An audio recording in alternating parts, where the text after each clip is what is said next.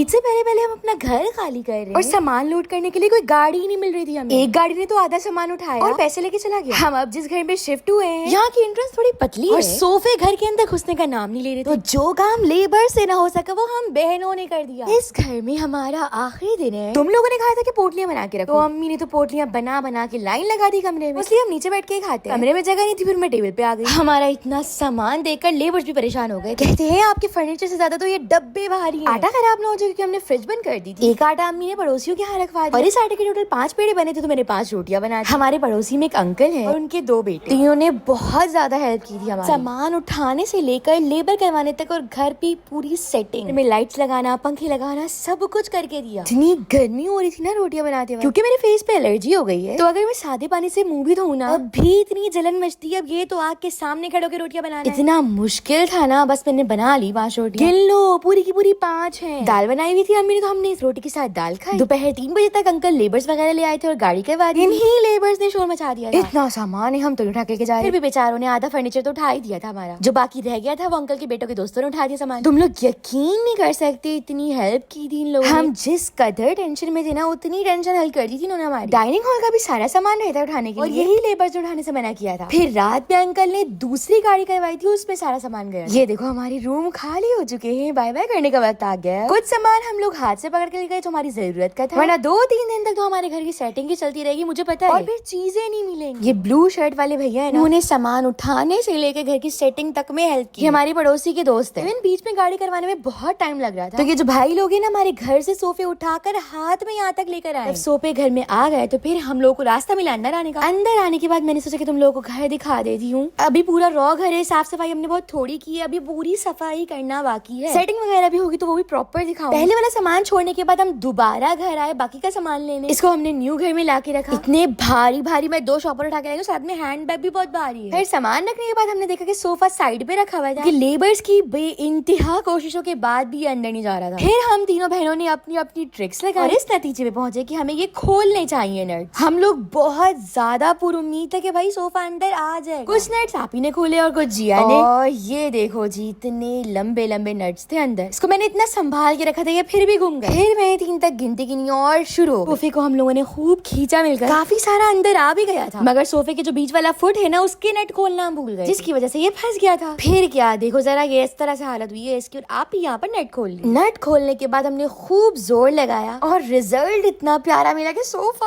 अंदर फाइनली आ गया। बस एक नुकसान हो गया, हमारा नट घूम गए। और इतनी खुशी हुई थी ना हमें। रात 11 बजे लेबर दूसरा सामान लेकर आ गए थे, वो भी हमने कमरे में रख दिया। फॉलो करो नेक्स्ट पार्ट के लिए। भागो बाय।